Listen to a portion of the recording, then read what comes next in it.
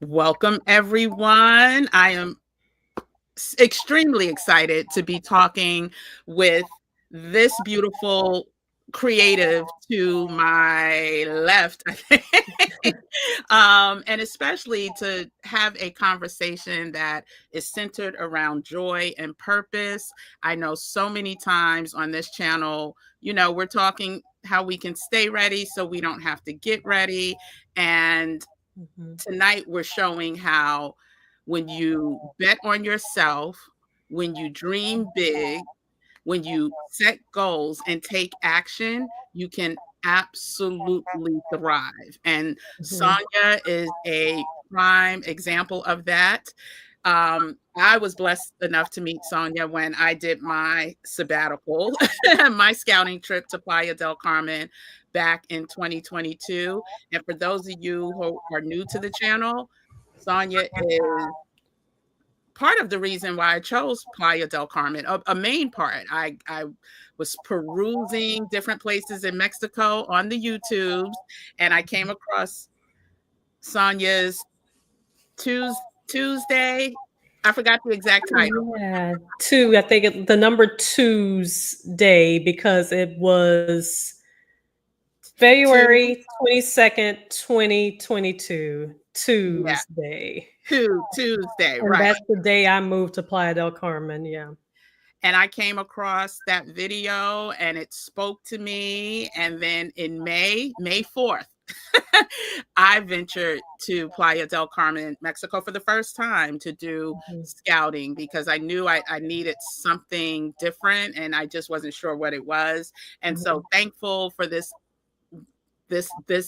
divine soul is what I'll call her, Mhm. that not only did I visit, I've been going back consistently since 2022. Actually, I was just there in May for an extended period of time.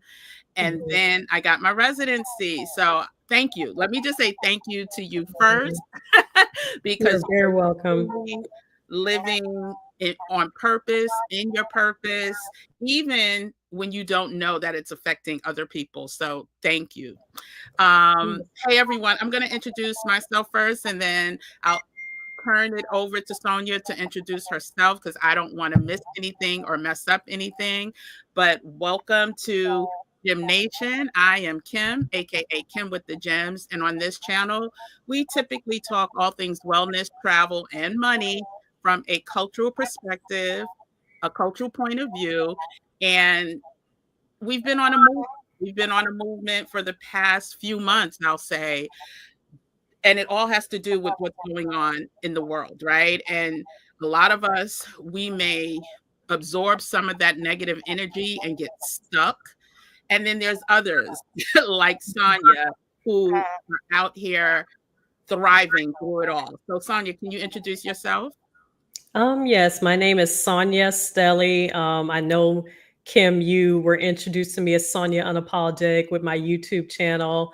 Now, since I'm back immersed in my focus of filmmaking, I'm making sure to brand myself and um, get my name out there because Sonia Stelly is my filmmaker name. Um, I have been doing filmmaking for the last 10 years. I started out in 2015.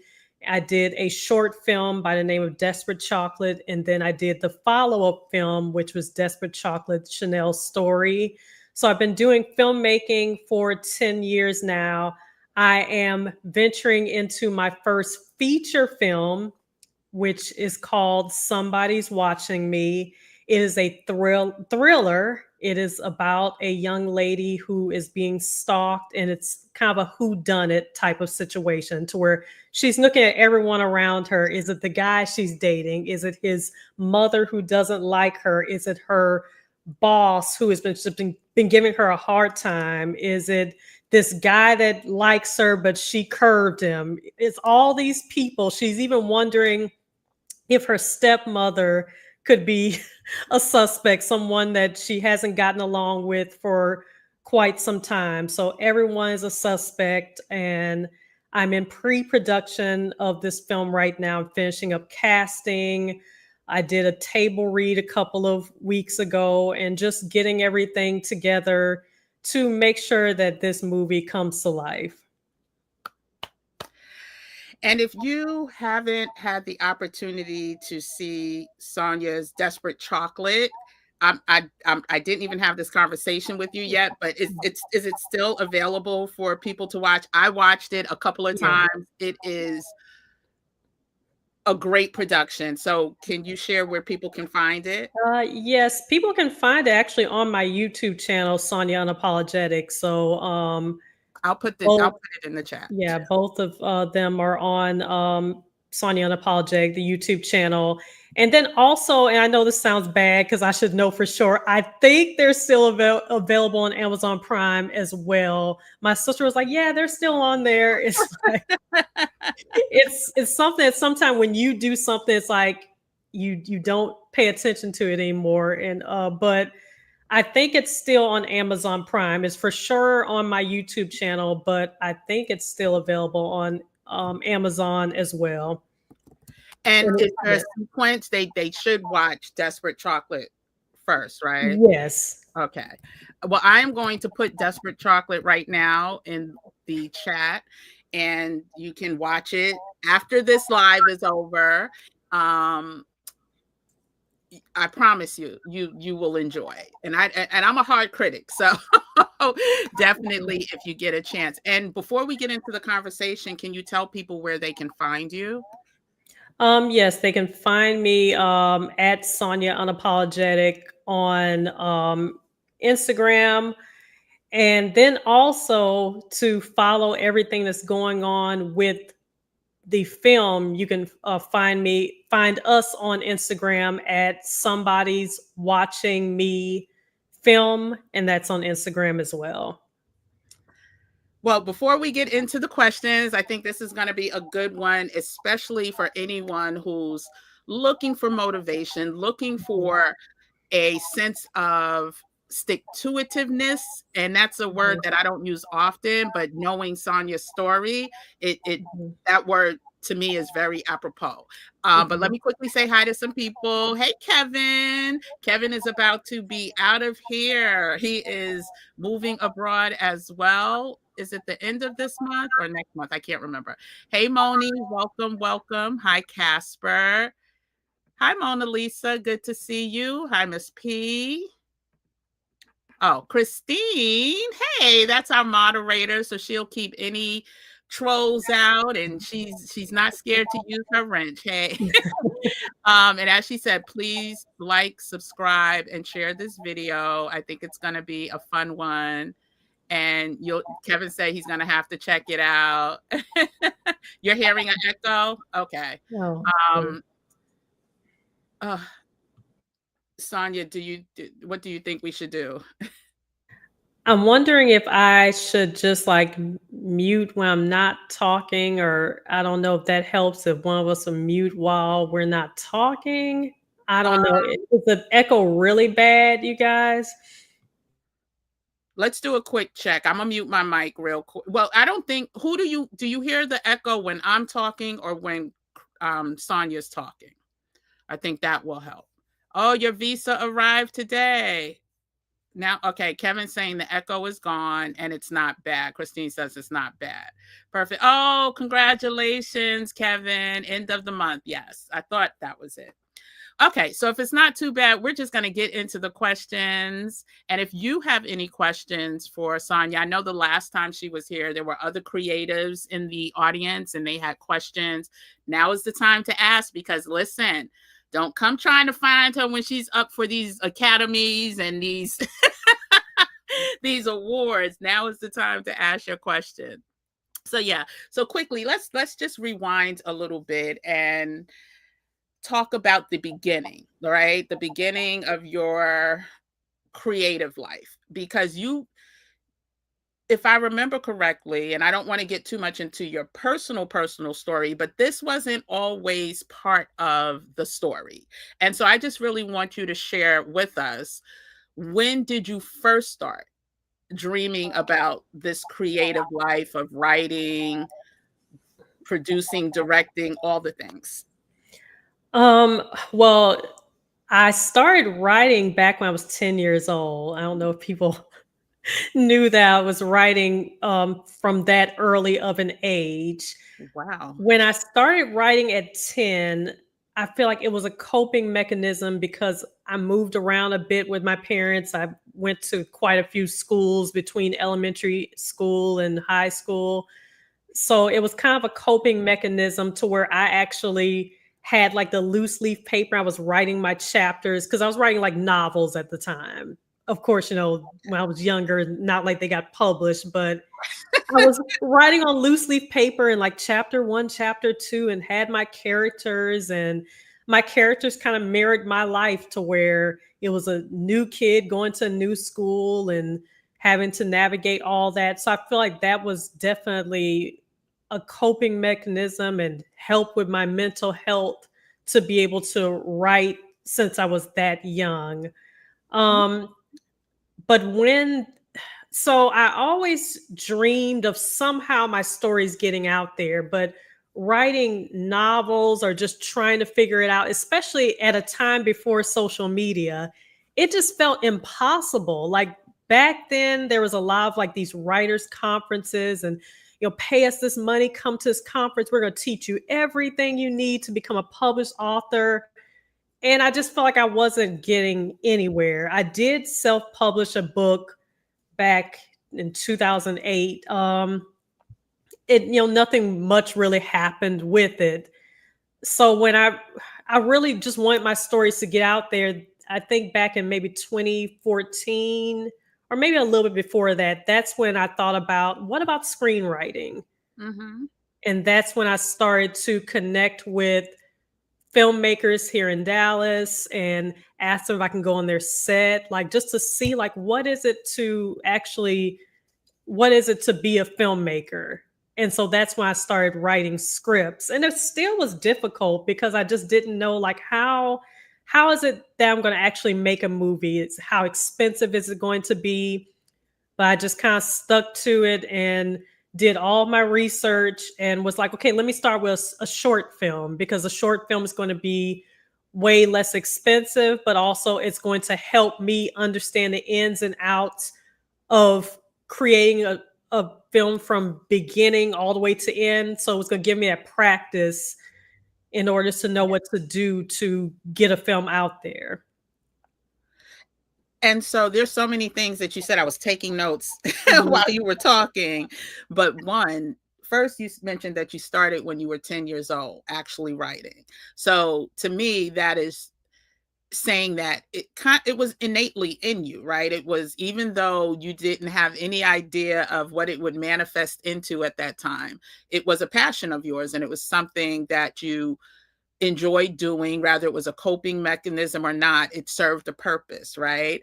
And then you talked about the access back then versus where it is now. So a lot of us have stifled our passions Mhm. because of how hard it was to do the research, to get in contact with people, or even find the contacts that you needed to get into. Now, with the access that we have from this thing called the internet, within a couple of minutes, you can find a list of names of people that you can tap into if you can get in touch with. But, just even finding that information used to be so difficult. And one just anecdote I want to share, like, I loved writing as well. I actually graduated with a degree from the School of Communications at Howard University.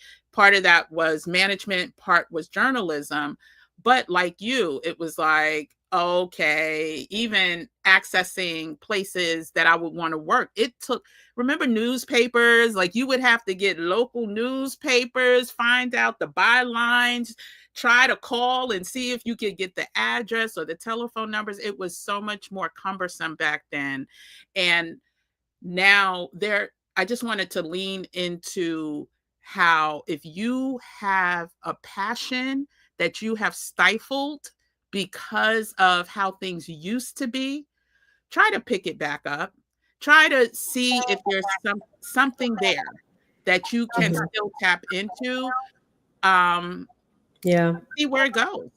like Yeah. Sonya did. Like Sonya, she stuck with it. And even when Mhm. I met her, you had already you had already Did. written. I hear the echo bad now. I Oh, don't okay. I do a mute sometime when you're talking. You can go. Oh, sorry. um, even when I met you, you had produced Desperate Chocolate already, but you had kind of fallen back from the whole creative writing process. Um, let's talk about when you decided, one, like this is my passion and I need to get back to it, and talk about what made you step away for a little while. I think what made me step away, I even though I had did Desperate Chocolate, the idea of doing a feature film and thinking about like how much money is this going to cost, and am I going to be able to actually do a feature film? I think the fear kind of had me step away from it. And then the pandemic happened too. So you have to think like 2020, probably all the way through 2023. I know a lot of people just weren't making films, especially like just independent filmmakers here in Dallas. Like people just weren't doing anything. So And there was a I strike think too, right? Wasn't there a strike somewhere in there? mhm, Yeah. there Okay. was a writers and an actors strike that Wow. happened. So it was just a lot going on, but then just also people being fearful for health reasons and everything. So a, a lot of things had me stop. I think I was just so frustrated. I felt like I was hitting brick walls. I was trying to ask people the right questions because I saw people who were getting their films out there and they were doing several films. So I'm like, I know there's some money somewhere, or there's a way to get this done at a cheaper way. Like, like what do I do? And I feel like I was getting a lot of like, just hang in there. It's like, oh, that's not helping me. I need some facts. I need for you to tell me like exactly what I need to do. Because even though I did short films, doing a feature film is just a lot more, a lot Mhm. more characters, more locations, a lot more scenes. This is going to be an hour and a half movie as opposed to like a 20-minute Right. movie. So I think when I went to Mexico, that just really allowed me to think about, okay, what is it that you want to do with your life? Do you want to give this up? Is it something that's worth it? And then also, I didn't know if the film industry was going to ever be the same again. I remember people telling me, like, going to the movies won't be a thing anymore. Like, the idea of going to the movie theater and sitting in there, they were like, that's going to be over with. But that's still something that would be a benefit to independent filmmakers because then it's like, okay, there's more streaming. But I Mhm. think I was just very discouraged because I just didn't know what to do and everything seemed so impossible. And I felt Mhm. like I wasn't getting answers. And Mhm. then this time around, I found the right people who weren't. I'm not saying that people were like threatened to give me answers, but some people it's just almost like, why am I going to help you? You can be my competition. Gatekeepers. Yeah. And so I felt like this time around, I met people who were like, what is it do you need for me to do? Because you're very talented. I'll do this, I'll do that. Let me get you Oh, information. wow. I just had, and then I felt like I kind of got some people out of my life that weren't supposed to be there. And I got a very small circle of very valuable people who were like, whatever you need, what information you need, let me help you with locations. Let me call in this favor. Yeah. I was blessed to have people around me this time around who really, and I'm not saying I didn't have that when I was doing, my short films, but these people are here to help me get this feature film done. I truly believe you were in alignment, and I Mhm, truly believe that that trip that you took mhm, on Tuesday mhm. Yeah. all played a part in just the doors opening and opportunities opening for you. And I see some questions in the chat, and I'm going to get to them after this question that I have for Sonia as we talk about, well, I mean, everything that you just said as far as the obstacles, right, that occurred the first time around. The fact that, you did not let that stop you and or deter you, even if you took a beat, even if you took a pause and tried to reevaluate or just be still. Sometimes you just have to be still and let things come to you versus always running after things. And so it seems to me that you always had a goal to, even though the feature film seems scary, and trust you me, writing a hour and a half long film, I can't even imagine what that process is like, but I'm sure it can be intense. So when it came to your goal setting, are there any is there anything that you did to kind of stay on track, even if, you may have swayed a little bit, but was there anything that you did to keep on track to achieve the goals that you have for yourself? Um, with this film, um, not only did I outline to write the script, I outlined the duties that had to take place to get this done. So I started to outline that by this date, I need my script done with. Mhm. By this time frame, I want to start um, casting and sending out emails and asking certain people if they want to audition. So I started to outline the pre-production stuff. And I think another thing that kept me on track was I went to a few people that I highly respect and Mhm. said, so I remember last year there was a producer that I highly respected, and I said, next year I'm making a film. And so I was at his birthday party, and then one of his other friends who was also a producer, he called him over and he said, "Hey, she's making a film next year." It's like, okay, I have to do it now. I have no choice. Like, You put what it would I look like to have told these people that I'm making right. a film, and then they're like, well, what happened? Oh, I decided not to. It's like that held me accountable when I started telling people that I respect that I'm going to make a film next year.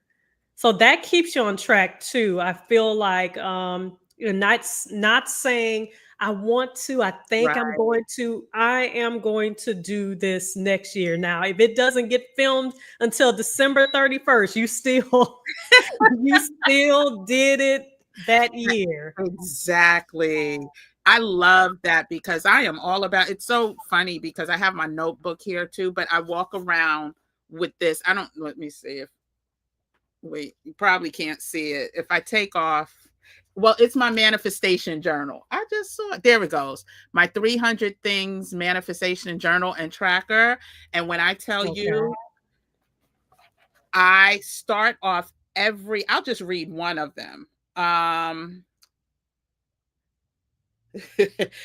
will get regular massages over the next year. Like it could be something as simple as that because it brings you joy. It brings you peace. But when you put I will, it gives it, a lot more energy. And when you write it down, that's in the Bible. Listen, if Habakkuk 2:2 and 3, 2:2 through 3, write it down and make it plain. Like, and then you have to speak it. You have to speak it into the atmosphere and talk to people who get it. And that's what I like that you said. It was someone that you respected and admired versus your cousin Shay Shay, who be like, girl, you ain't write no feature film. What you told you think you ride cool? Like, you do not want to, voice your wishes, your dreams, and your passions to dream killers or people that don't have dreams themselves. And so we'll start with Christine's question. Are Black filmmakers gatekeepers? You kind of touched on this, or do they try to assist newcomers? Some are gatekeepers and some try to assist. I feel like there's always going to be people who they really don't want to give you any information. If they're doing very well, they're going to give you very vague information, and it's not going to really be anything that you can use. And it's probably because they don't really care for you to have that information. And then there are Black filmmakers who understand the importance of getting our stories out there. And they're going to be the ones who are going to say, let me sit down and talk to you. Like, let me be like a mentor of yours. It's like, and you don't have to pay me anything. Like, there were people that I reached out to, and I'm like, hey, I'll pay you for your time. Like, Right, I'll pay you per hour for this. And they're like, absolutely not. You don't have to pay me anything. right, So, yeah, you're going to just, and that's the thing. Find when you are going to ask people questions and you find they're giving you very vague answers, move on. it's like you just move on to find the people for you that are willing to give you the information and be that support system. yeah, I agree with that.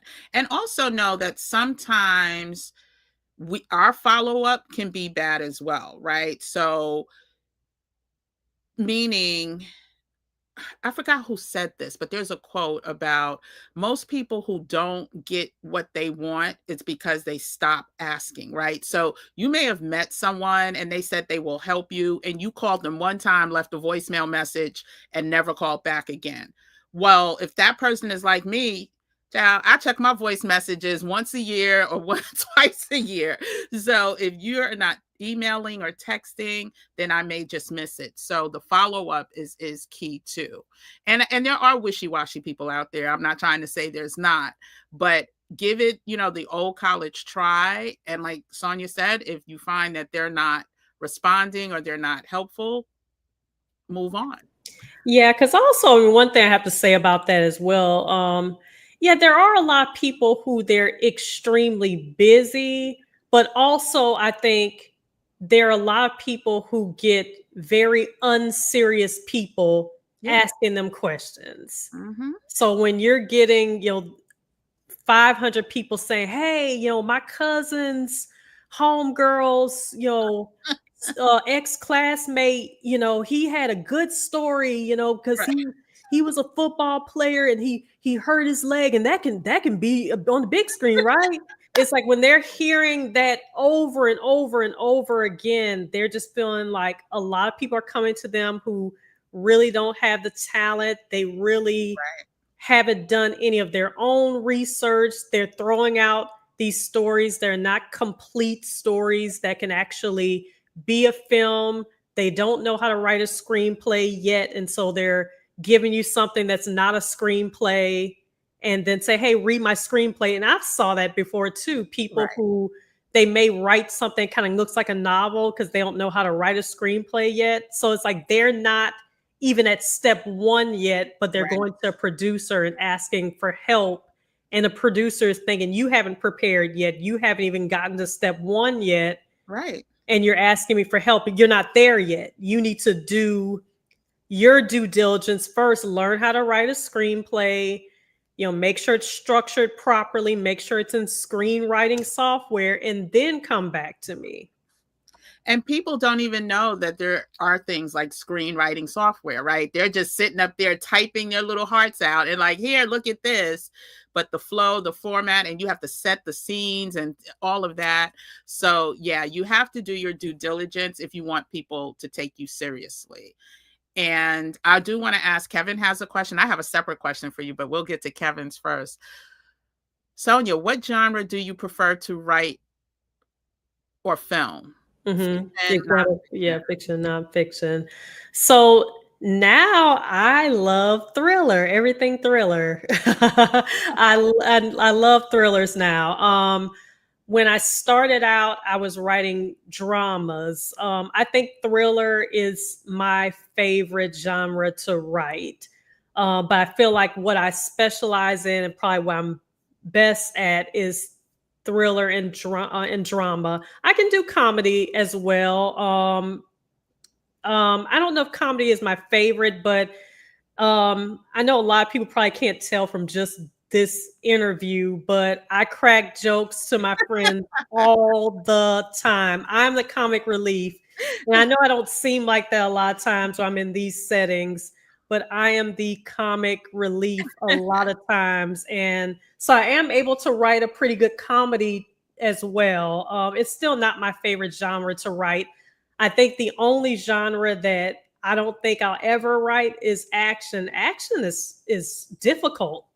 Action is very difficult. Well, for me, I'm sure maybe it's not difficult for a lot of other people, but that's a difficult genre, and it's a very difficult genre if you're an independent filmmaker. It's like, what type of budget do I have to be blowing up That's cars? what I was gonna You ask you. know, I don't have a blowing up cars budget. Yeah, And when people try to do it like with AI, I've saw people try to do it like with some type of CGI or whatever. It can look, if you're just an independent filmmaker and you don't have Hollywood budgets, it's going to look kind of janky if you're trying to edit in a car exploding. So, right.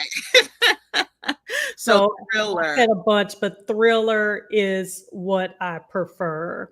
Okay. So I do have a question about um you mentioned how, if someone is interested in this field, that they should, you know, take get their scripts, know how to write a screenplay. What did you say? Screenplay? Not screenplay. Yeah, screenplay. Yes, you know Yeah. how to write a screenplay. Are there any recommendations that you have for someone who's just starting out? Like, should they take free courses? Should they jump into some paid courses? Like, I know people who, and I'm one of those people, like, I do want to leave, and I'm still not sure if it's going to be a documentary or what, but I do want to leave a creative legacy behind. Would you recommend someone immediately, jumping in and paying for these type of courses, or should they start the YouTube route? Are there any people you would recommend? Yeah. So I would recommend, first off, there's so many free resources out there. So a few things you can do. Go online and find the screenplays of all the famous films that you watch. And I'll have to find a link that I have of 50 famous screenplays. So you can just read through screenplays just to see how they're formatted. So find when you if you're able to go online and find screenplays of a lot of the famous films that you've watched, read their screenplays, read as many screenplays as you can, because that really helps for you to see how it differs from a novel, and just to see that flow of everything. Also, get books on the formatting of screenplays. I know some people get Save the Cat is a formatting for how to write a screenplay. I've actually never read Save the Cat, but, Okay. I know people talk about it a lot. But there's just a few different ways on formatting, like doing a 3-act structure.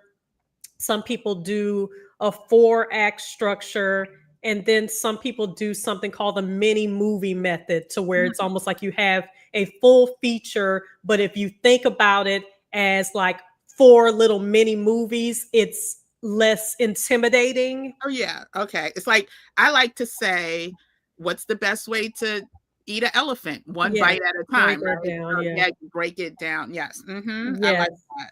And so but also, yeah, so just finding books that shows you the format and structure, because I can tell, watching like a lot of independent films, I can tell when someone didn't structure their film. And a lot of times, this is something I'm so like tuned into it. There's a specific thing that should be happening in the middle of each film. And a Mhm. lot of times when something happens, I'm like, okay, this is the midpoint. I'll pause my TV, and a Oh, lot of times it's right in the middle of that film. I know without even looking at the timer that it's in the middle of that film, and I'll pause wow. my TV, and yep, it's in the middle of that film. Wow. But there's certain things that if you're not a screenwriter who has studied and understand the structure, something can be all over the place and you wouldn't notice. For me, I can feel really antsy with watching films come like this person has no structure. They just started writing. Right. Right. Wow. And so listen, that's to say you can't just jump in this not knowing what you're doing or at least trying to learn, right? So even if what your first attempt at this is not perfect, at least it is following the format that people are looking for. And so let's get into a few more questions. Um, w- and everybody goes through this, right? So we talked about dreaming big and setting goals.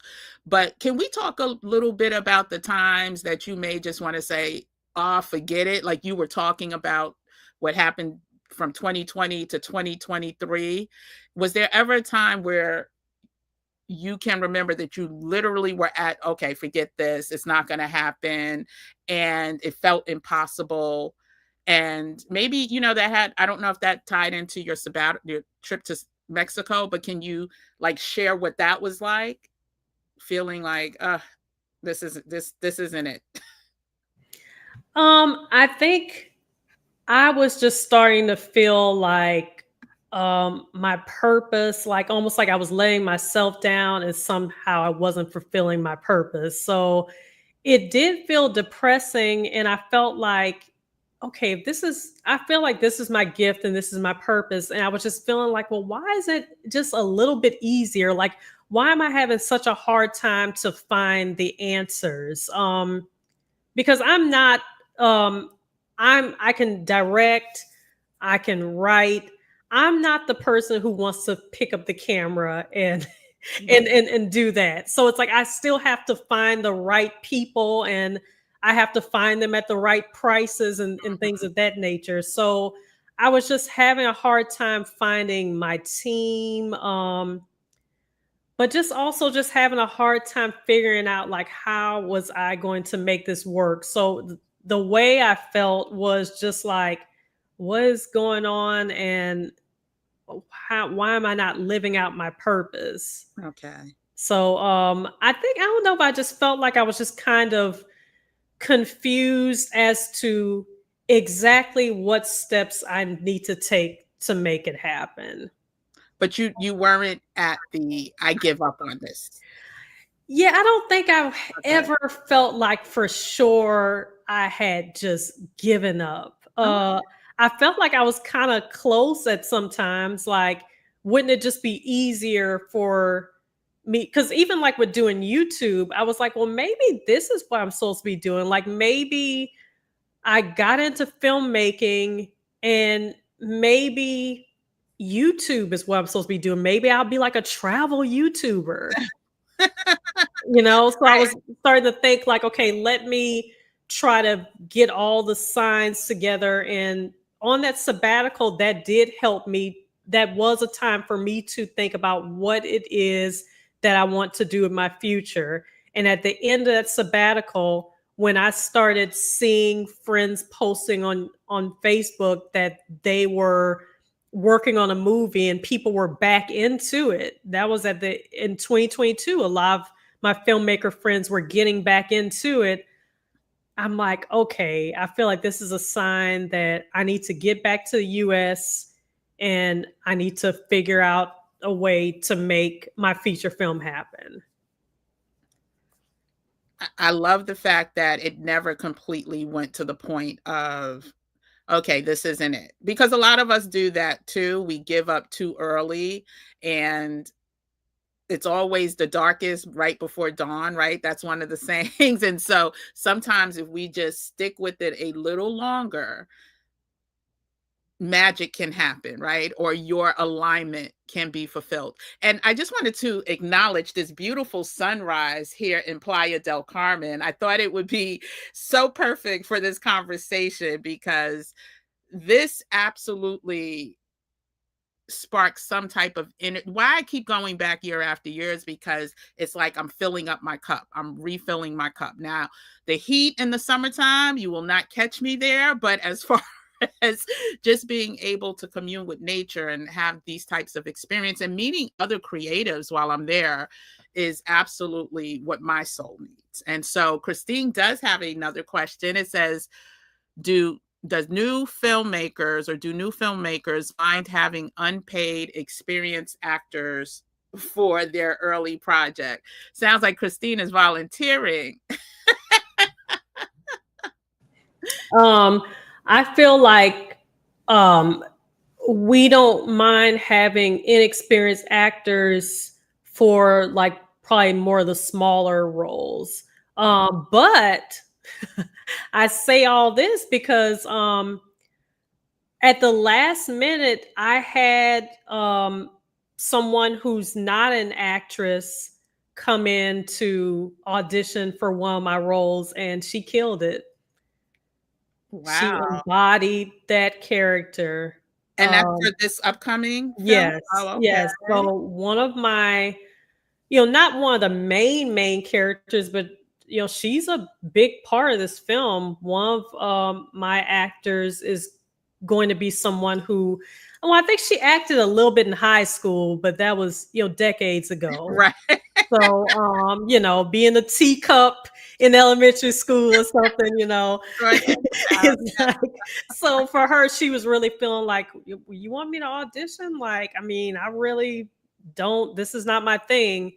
And she did an amazing job. So, I think if you can find some good raw talent, like that's a win-win for everybody, Yeah. because I feel like a lot of times the inexperienced actors, they really want it, they haven't gotten to where they're a diva and all this stuff. Not saying that experienced actors are divas or whatever, but the ones who are inexperienced, they want it really, really bad.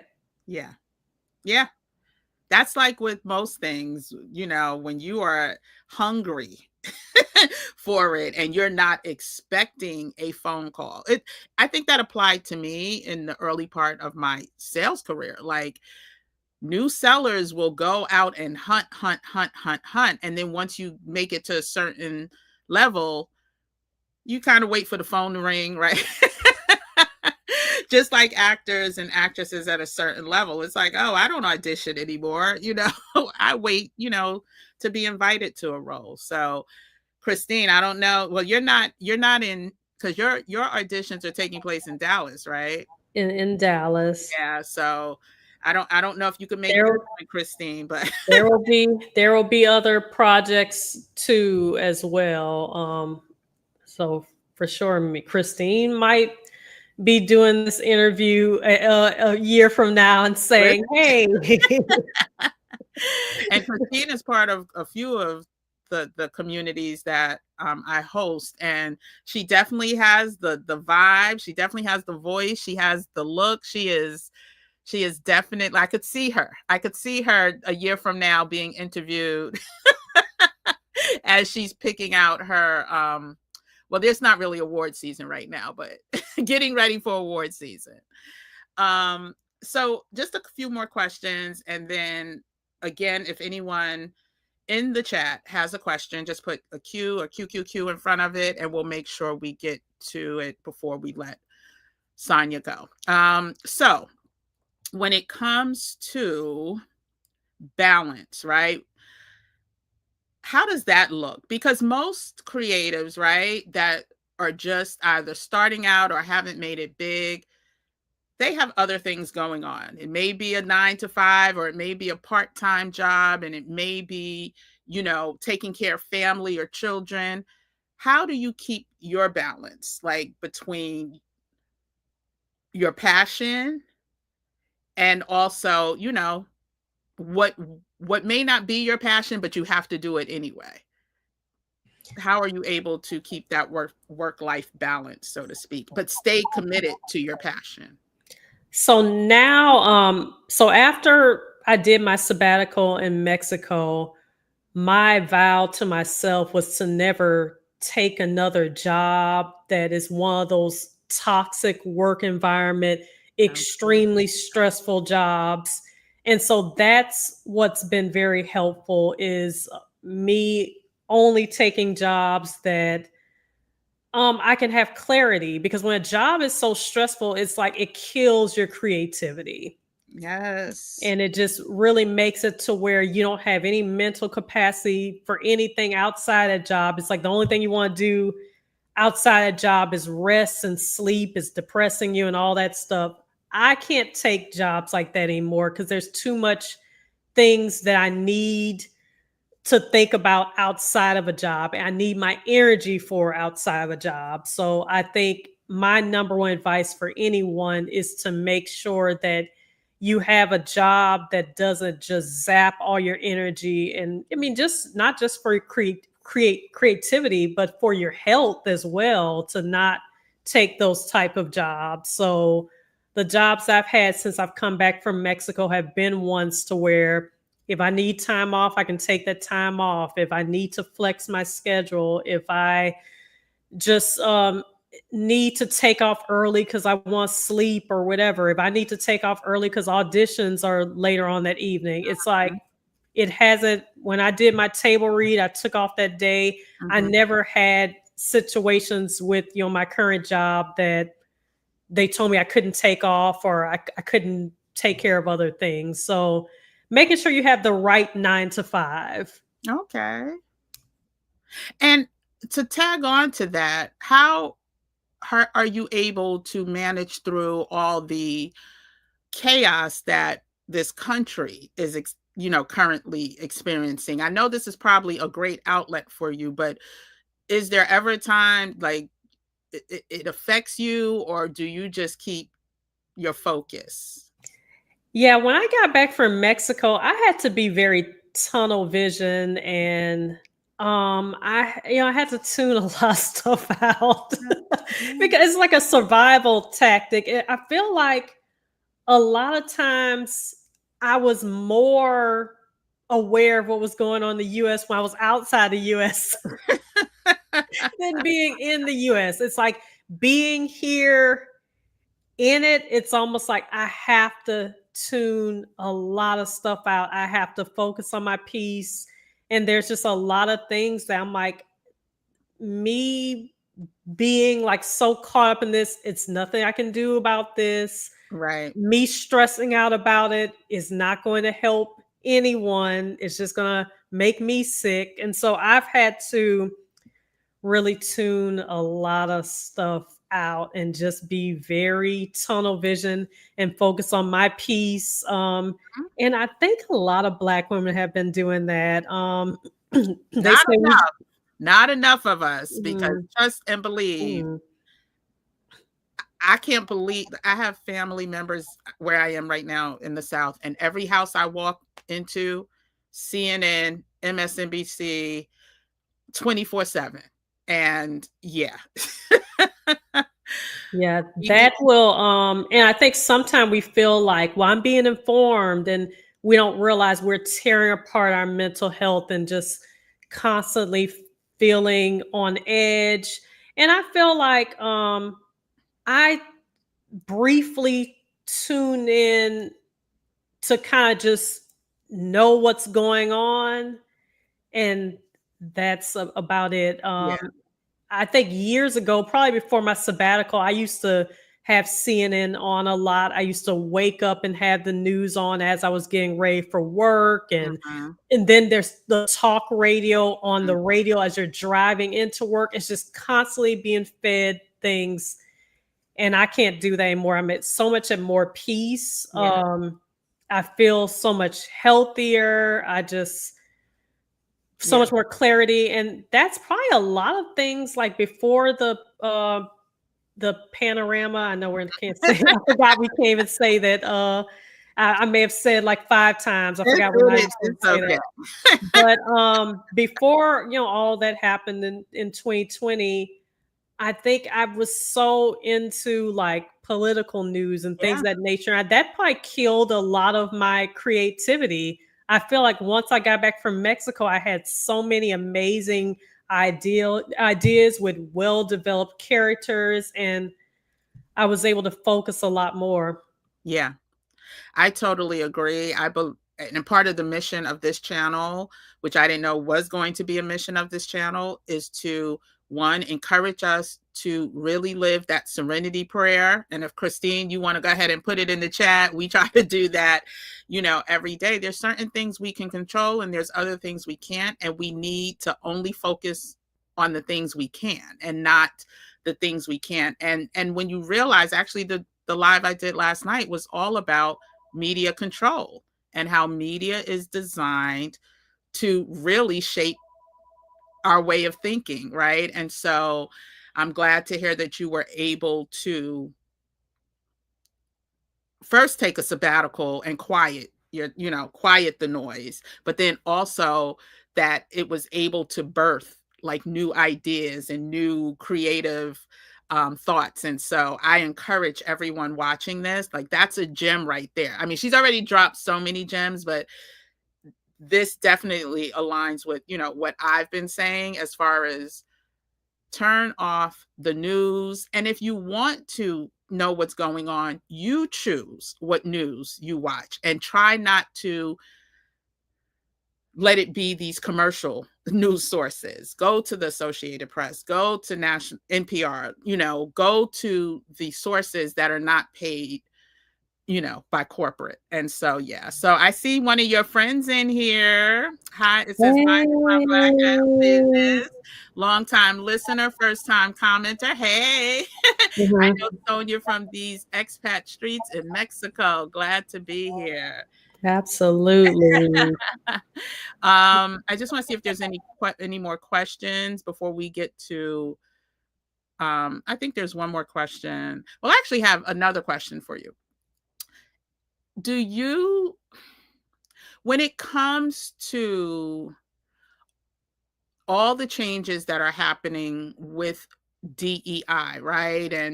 And black stories in media, are you sensing opportunity or are you sensing decline from the conversations that you're having? Do you think there's a space for more stories to be told, or do you think they're going to try to quiet our stories?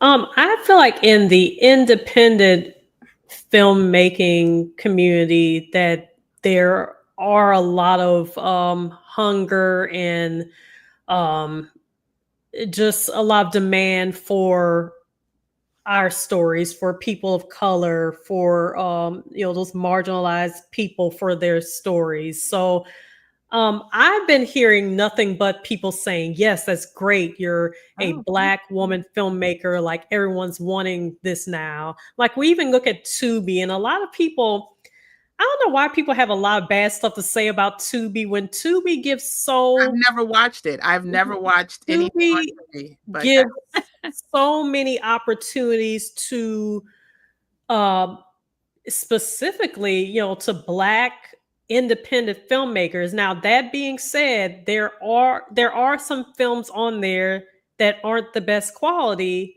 but there's also a lot of films on there that are some good quality. And so a lot of times, people, it's funny how for so long people said like, well, Black people, we have to make our own films. And when we started to do it, and a lot of places like maybe Netflix or wherever wouldn't give us a home there because Netflix, their standards and everything, just their barrier of entry is going to be a lot higher than getting on Tubi. And right, then once a lot of independent Black creatives started to get on Tubi, then everyone's like, oh, like Tubi is low quality and Tubi, and that's a Tubi movie. I'm like, Yeah, there are, you're gonna find some movies on Tubi that the quality is not good, but you're gonna also find some movies on there that the quality is amazing, or just some stories that you wouldn't be able to see on Netflix. Okay. So I do feel like there is a demand for our stories now in the independent space. Now, I don't know how easy it is for someone who wants to break into something and be a blockbuster screenwriter and have a blockbuster film. I mean, that would be wonderful if one day I would get there. And might, maybe I won't ever get there. But even if I didn't, I feel like being an independent filmmaker, there's a space for us. There's money to be made in being an independent filmmaker, and there's streaming services that give us a home. Yeah. And yeah, So I feel like we're very much so. There's a demand in the independent space. It's right. probably a lot harder, in the Hollywood space. Hollywood trying to get greenlit. Hmm. And it's interesting because, you Hmm. mentioned Tubi, and I do know one of the critiques was that it's owned by Fox Corporation and that they were Hmm. capitalizing off of our stories, kinda they wanna, they were suffering in one area, and they're trying to make money off of our backs. Like I said, I've never watched Tubi. I have scrolled and seen the some of the clips on like the bad wigs or the bad acting or things like that, but I personally just haven't watched it because I limit what I watch. So I just have I'm quick, like I don't have Facebook on my phone. I only go on social media like TikTok for my business, and I have a small Instagram personal account with just friends and close family, like under 300 people. And so when it comes to how much screen time I dedicate, I try to limit that because it can become addictive. And so I just try to control what I can, right? Control what I can. So, one, two, okay, two quick last questions. And let me see, which one should I ask first? Okay, I'll ask this one first. When it comes to, we talked about planning and goals and things like that, and we know that you have on the horizon somebody's watching me.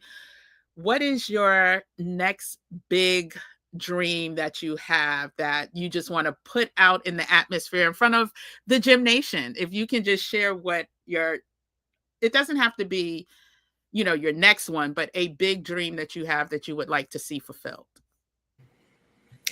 I would just say a big dream that I would have is just the momentum to continue to make films. I hope that this is the beginning with this first feature of me just like every year working on another feature, or just kind of consistently working on more feature films. So for me, my dream is just for consistency and for this to be the door opening for just constantly seeing like, okay, that's a Sonia Stelly film. Okay. Okay, it's popular. It's one of these popular independent films to where now it's like, okay, Sonia's kind of a household name in the independent space.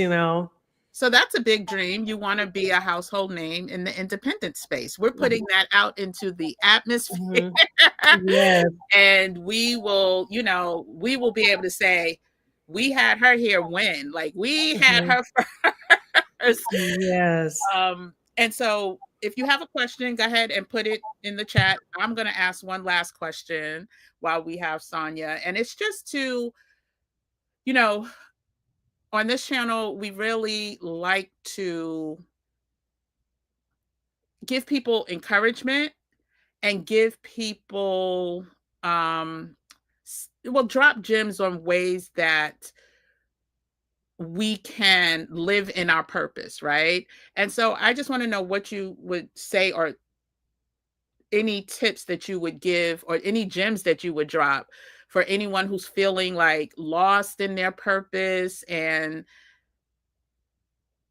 they know that they want to do that thing, right? They may even know what that thing is, and it's like still in their gut to do it.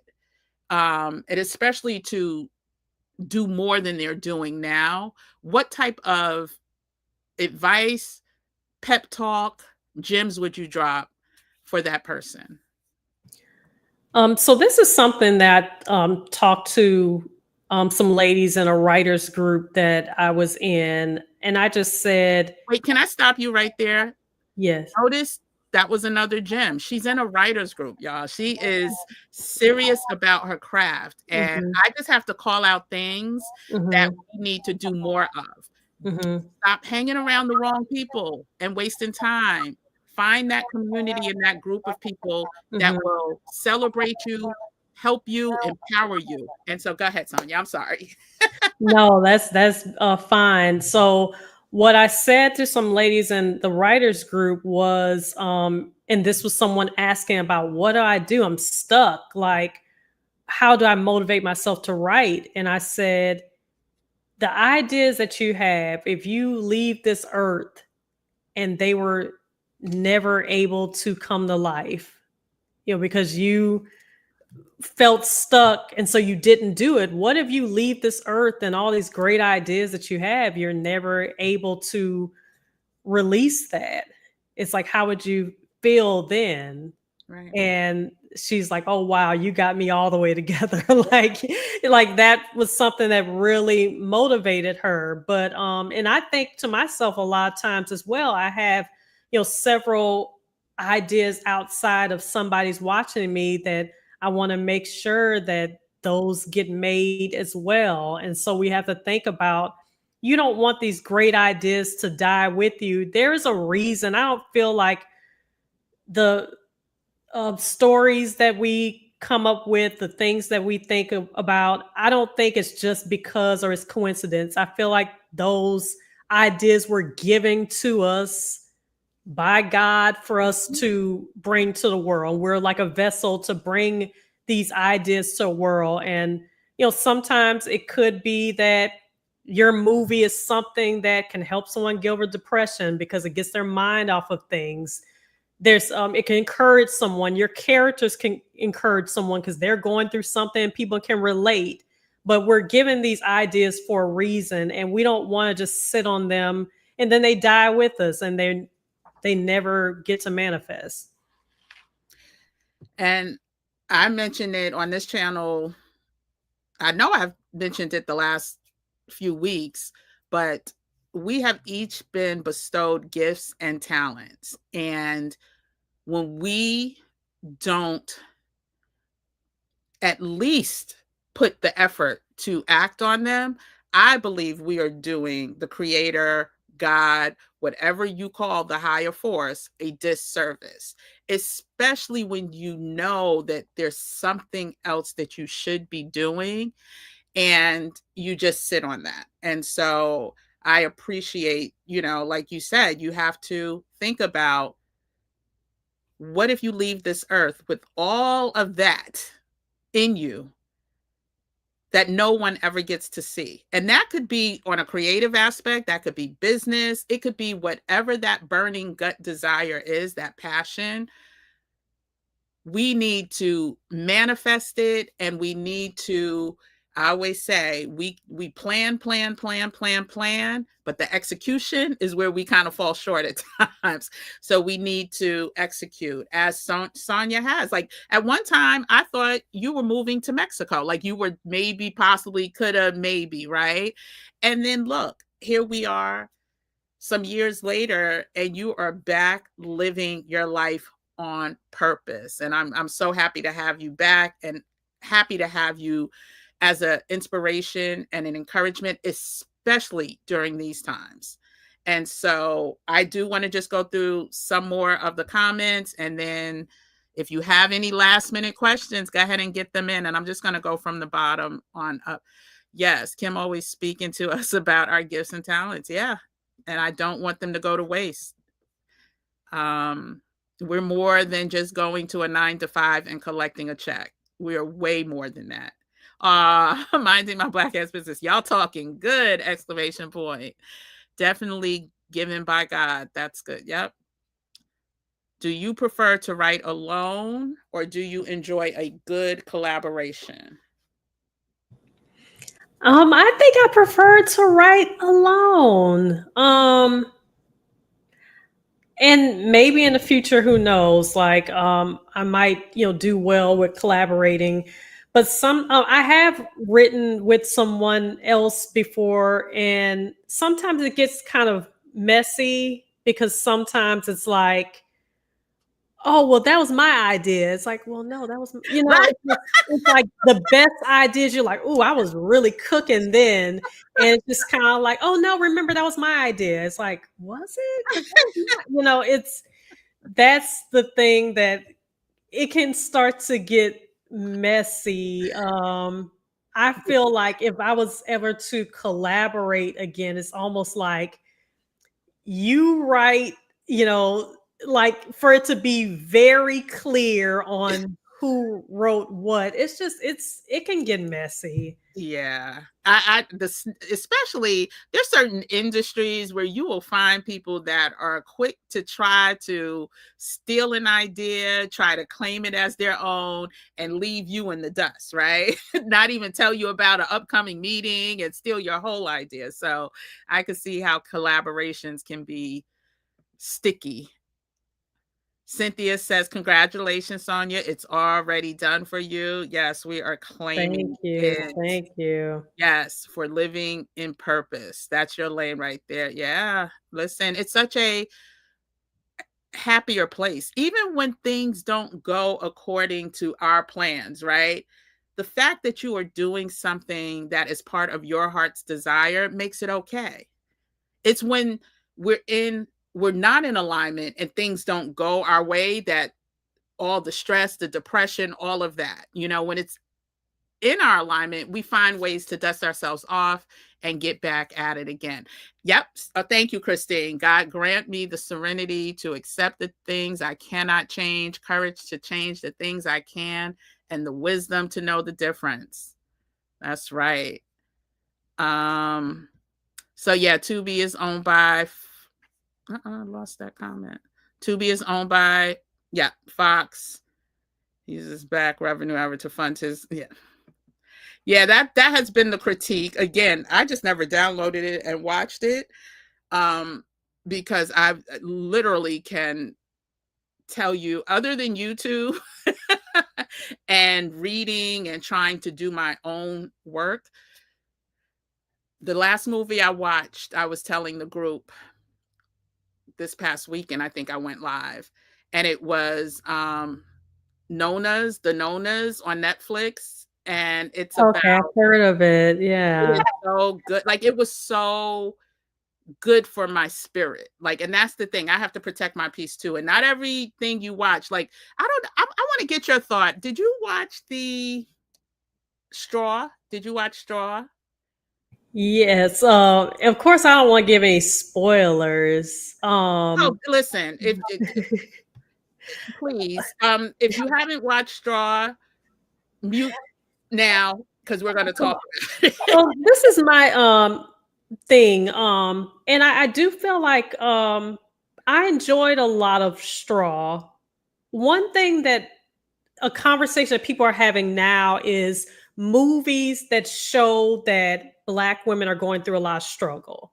Now, in my movie, a Black woman is going through some things, but I feel like there has to be a point. Like, if the Black woman's going through a bunch of struggle, and then in the end, it's just kind of like, oh, and even more doom and gloom to come. The end. It's like, I feel like the the point. I feel like the only movies that should have a bad ending are horrors. I feel like if it's a drama, even mine is a thriller, I don't feel like movies should have bad endings unless they're a horror. And so a lot of times when the point is to show Black women struggling, because do you want to encourage Black women that even throughout all this struggle that there's a light at the end of the tunnel, or like what's the purpose? I think that there should be a purpose, and the purpose shouldn't be just to see her getting beat down, just Right. to see her getting beat down. Hmm. So, yeah, I don't know if that really answered. No, I believe that we've had enough.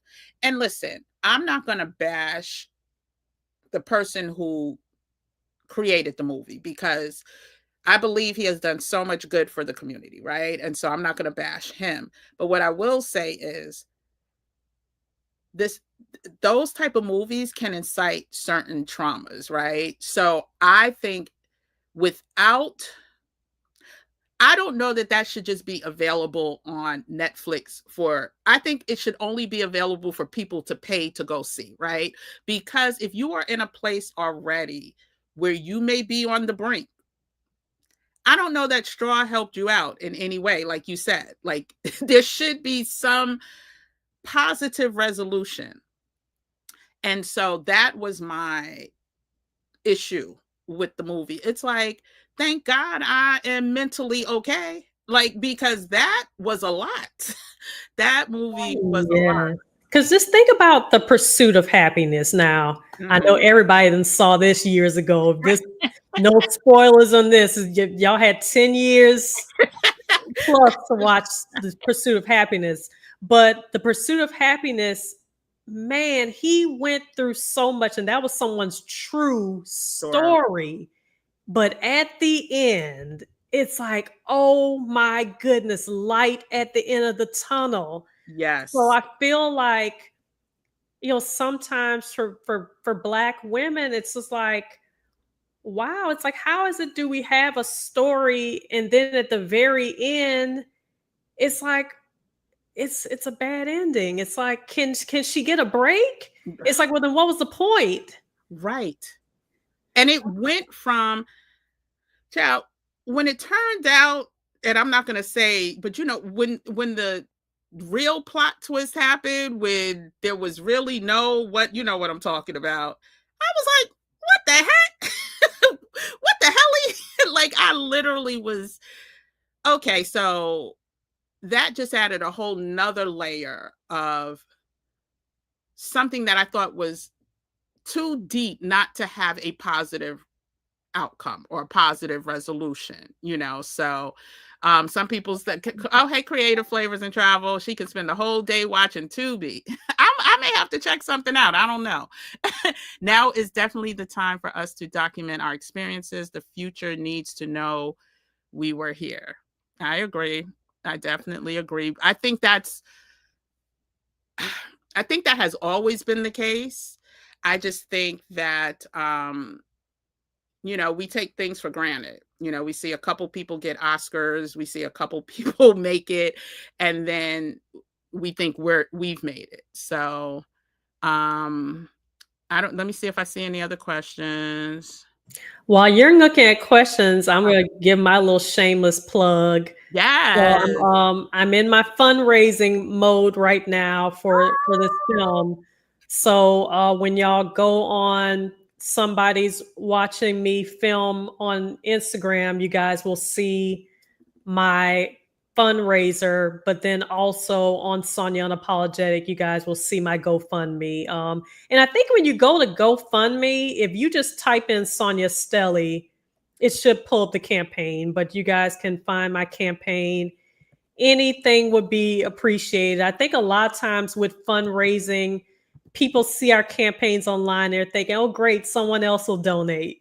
And everyone's thinking, great, someone else will donate. But even if you give $5, and I'm going to do something special for like my top donations.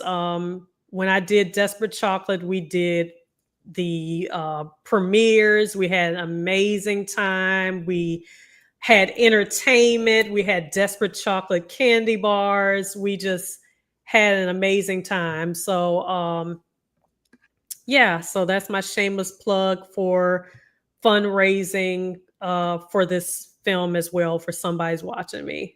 And her goal is so doable, y'all. Do me a Well, that's favor. the first goal. Like, I think what it does is once you meet that goal, it keeps like, Going up. Okay. yeah, Oh, so keeps going up. okay. I've But yeah, been that first goal is very doable. Yeah, for sure. so listen, I'm putting the link in this chat right now for the GoFundMe. No amount is too big or too small. I hope the whole thing went through. Did it go through? It looks like it split it up for Yeah, whatever it sure did. reason. It's too I long. wonder if it will let me type in the short link. Let me see something. Can I have something that's a short link? You know what? Email it, send it to me right now if you can. Or you could put it in the chat. It may not link it. That's the only thing. And I could repost it.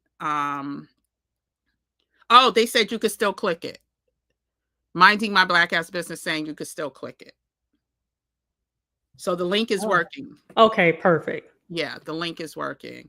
So yes, whoever has, a few dollars to spare, this is crowdsourcing and we need more of our stories. Listen, Sonia has already proven that she is about that action. Please check out Desperate Chocolate. I'm telling you, it was such a feel good short film. It's going to make you chuckle.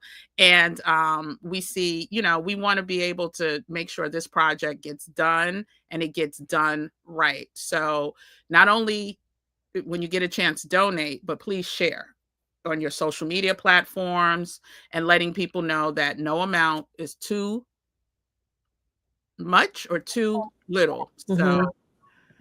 let me just Yeah, and follow me on follow the somebody's watching me film on Instagram because that's where you'll get all of the updates. I'll probably pretty soon start putting the faces of the actors who are going to be playing certain roles, and you guys will get to see the behind the scenes and all that good stuff. Okay, I was looking for I don't have Instagram on this computer, but when I went to go click it, it went to your so it's just somebody's watching me on Film. Instagram. They got, Film. Okay, yeah, they somebody's got watching me film. film. Okay. And I will put it in the description after this is over. Because currently I think I just have your regular IG there. So I will add that as well. So let me see if there's hey PJ. Oh good. Thank to PJ LJ. Sorry. Thank you so much. Congratulations on you. This is incredible. Thank Rhythm said it you. works. Wonderful. I just want to make sure I'm getting everybody's comment before we let a lot of people miss the point. It was a commentary on mental health. Ask yourself if the ending was actual, real, or of your imagination. She was yeah, and again, I'm not here. Listen, art is subjective. I'm not Mhm, here to battle anyone on mhm, their opinions, nor do I ask that anyone battles me on mine. But I do think that there are mhm. so many Black women living on the edge right now. Is that film helping or hurting them, especially if they don't have support? Like, I think that is one of those films that should come with some major disclaimer before watching because you never know what could break a person. And as I know how I felt after watching that, I know the energy that I left with, and I work on my piece.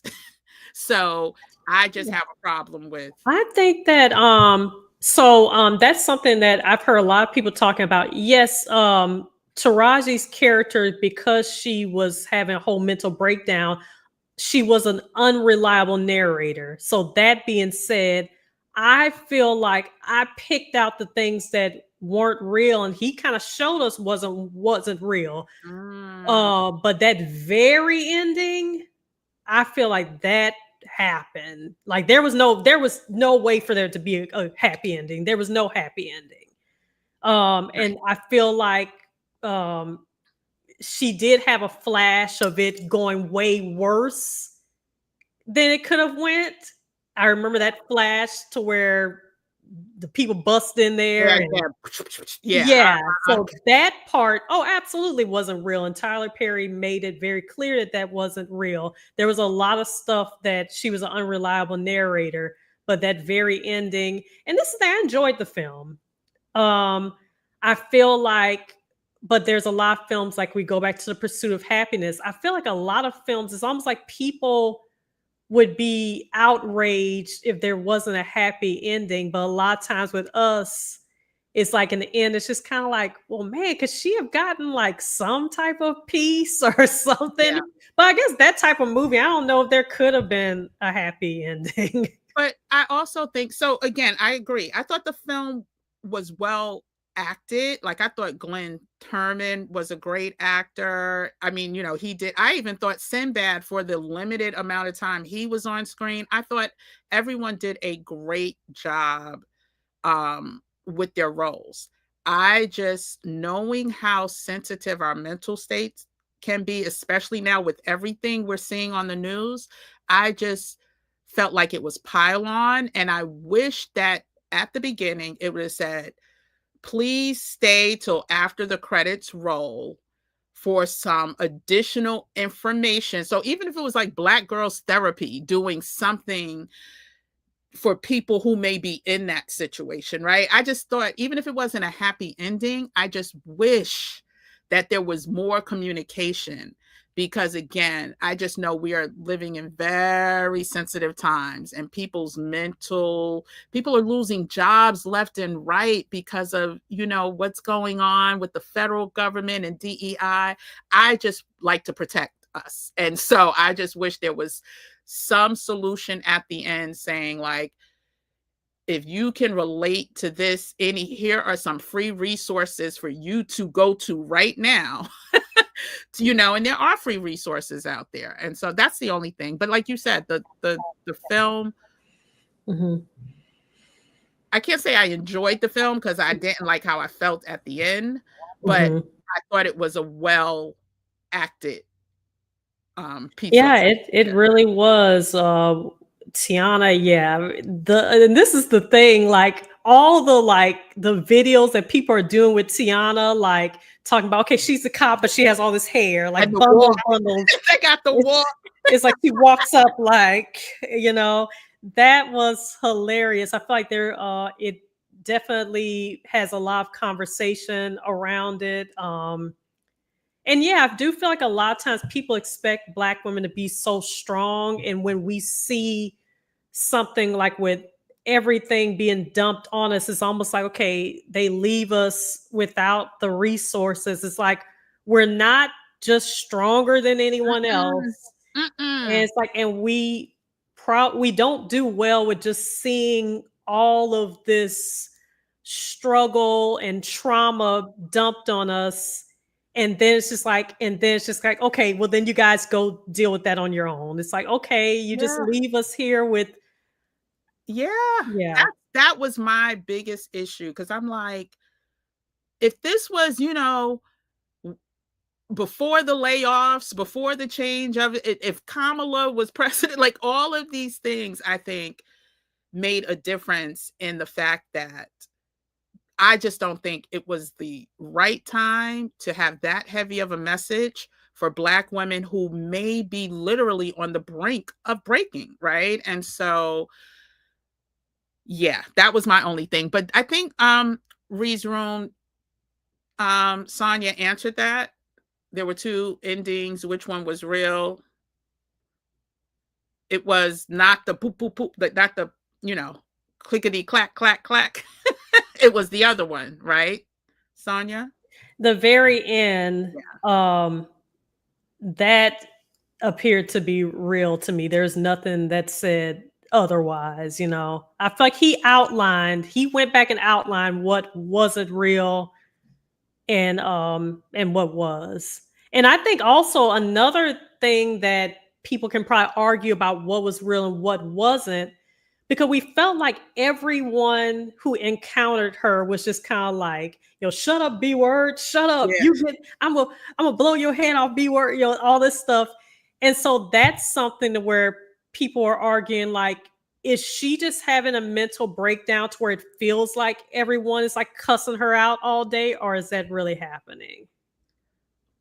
Right. Because we don't know what's really going on in her mind, Mhm. right? Yeah. That is, there was so many. And that's why I didn't like the way, because it was definitely a lot of pylon, right?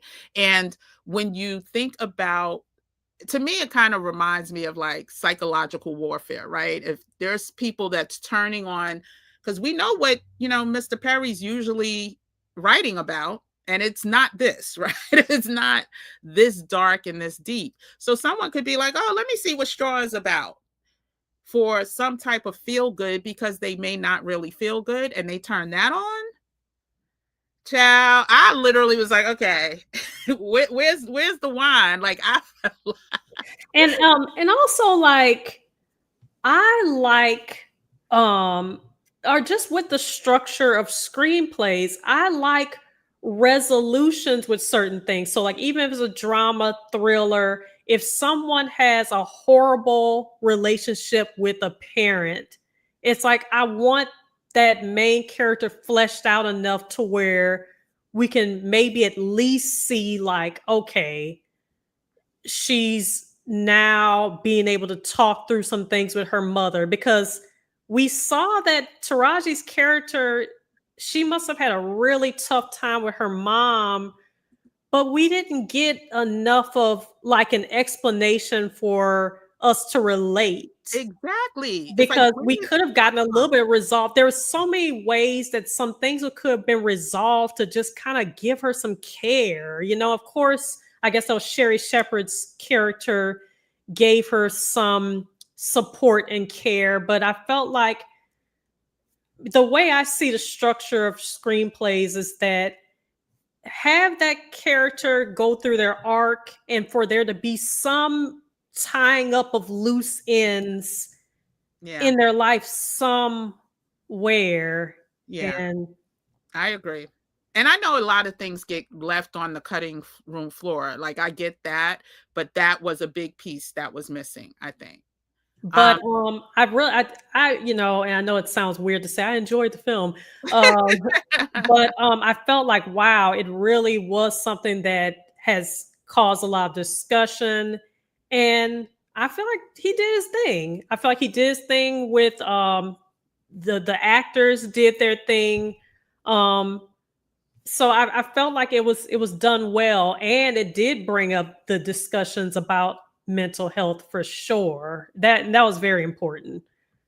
yeah, I agree. Sherry was surprisingly like that perfect motherly figure that she was missing. Like, but then also understanding that she knew what was happening, right? That was another thing. Like, oh my goodness.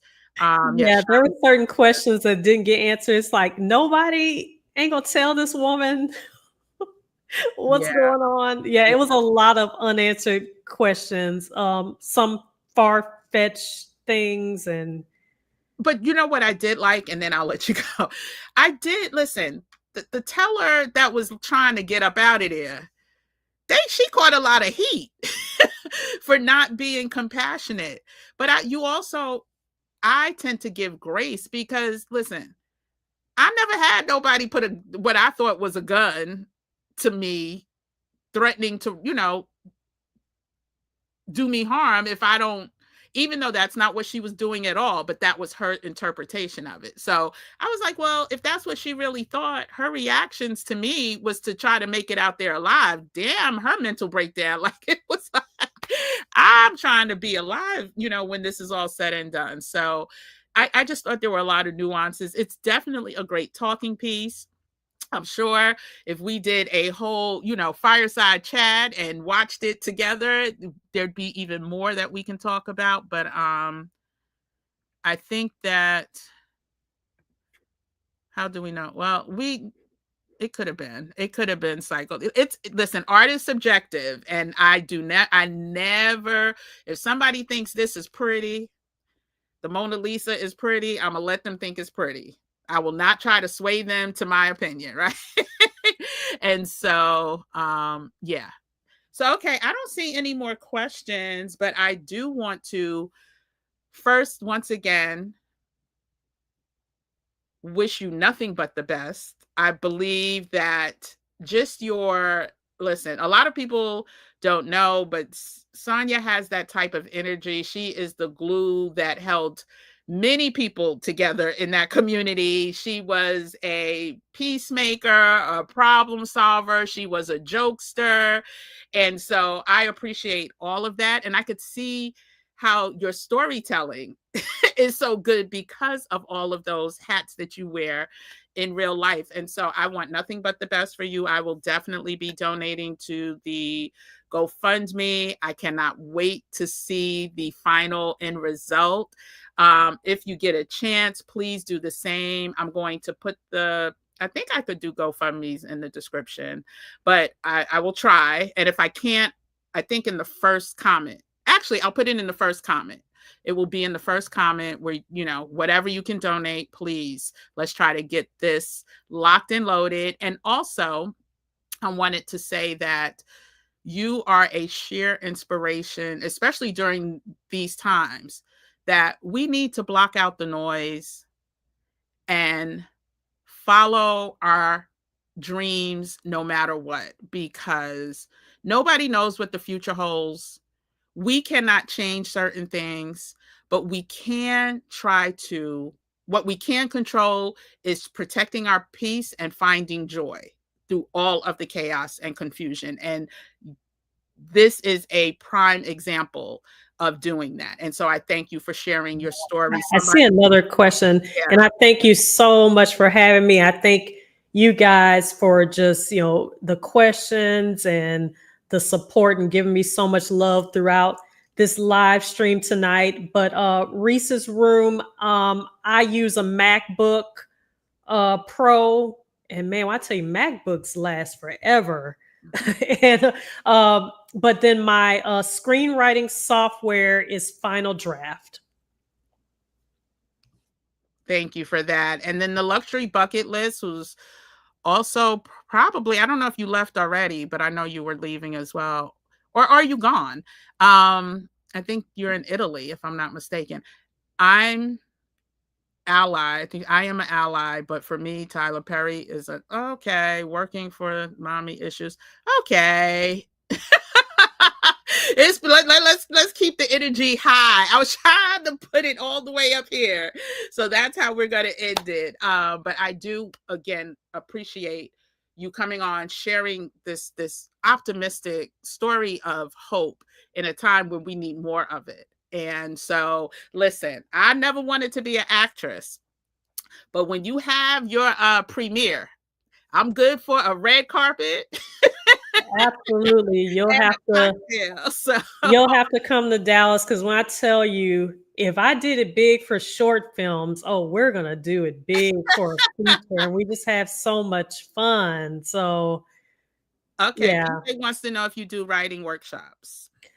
Not yet. Maybe in the future I will.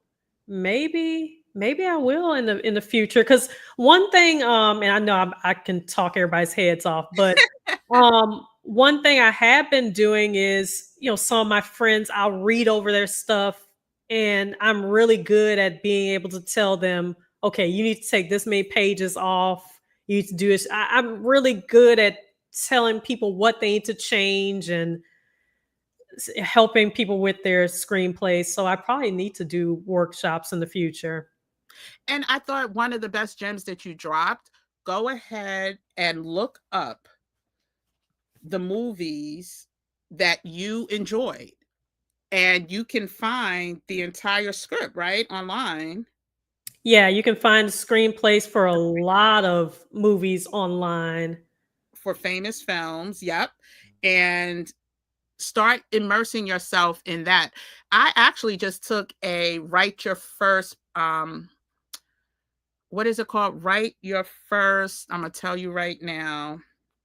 He has a company called Red Wall Productions. He's a friend from back in the day, and he hosted a writer's workshop for your first pilot. And I took it. It was a free, and of course he upsells at the end, but I wanted to take it because I promised myself, one of the manifestations and promises to myself was to get back into writing so I can leave that creative legacy. Visually, I see it as documentary, but I'm not sure yet. But I wanted to at least get the feel, the vibes of what that would be like. And it was so enjoyable. It was so Mhm. much fun. And he gave me so many resources, free resources to tap into before I do a paid. And so, yeah, so the resources are out there. So thank you for, all the gems you dropped in that area. If anyone has any more questions for Sonia, her links, well, her Instagram link is in the description already. The link to Desperate Chocolate is also there. Now, I did put your link for YouTube, but I'm not sure if you're on that platform much anymore. Not really. I've been focusing so much on the writing and filmmaking and all that stuff. So the best way to reach out if is you on Instagram, I would say. and you can follow both Sonia Unapologetic as well as Somebody's watching me Phil. film. Yes. On Instagram. And so once again, they're dropping the gems. They're saying thank you. Let me know when this is. Oh, hey, Tanisha. Yo, Karam, I'm sorry. So yeah, so I'm super excited about what you have coming up. I'm thankful, and I'm sure we'll have you again as we talk about your release, because listen, I want to get as much of you on this channel dropping gems before I have to, go through your agent. So I am always down to come and talk with y'all. Yeah, we can talk. We can just talk about film stuff. We don't I have to. love I don't it. even have to have nothing going on with me. I'll just come and hang out with y'all. I'll get my little wine. We'll have a little wine down, and No, I absolutely would love that, because I really am trying to get more people. So one of the things, Janet's in here now. We have the Flawless Private community, and one of the things I'm urging people is to get our stories out. Get our stories out. Rather, it is a personal story that you want to make public and pass on, or if it's a creative story that you want to, let's do it now, because we're going to need each other. We're going to be in community more so now than ever, and now is the time. So I would love for you to come back and just talk about ways that we can begin, just like jotting things down, putting ideas out in the universe, and how to start the process. So I would love to definitely have you back next month. We're going to make a date for next month. okay, and I will be here. And for sure, y'all hold her to it. Y'all be like, wait a minute, it is August. Where's Sonia? No, definitely. I'm going to say next month, but I also just thought about it. We may do September, because August is such a weird time, because Mm-hmm. back to school and, people with kids and stuff. So I don't want to lie about it. I'm thinking more like early September.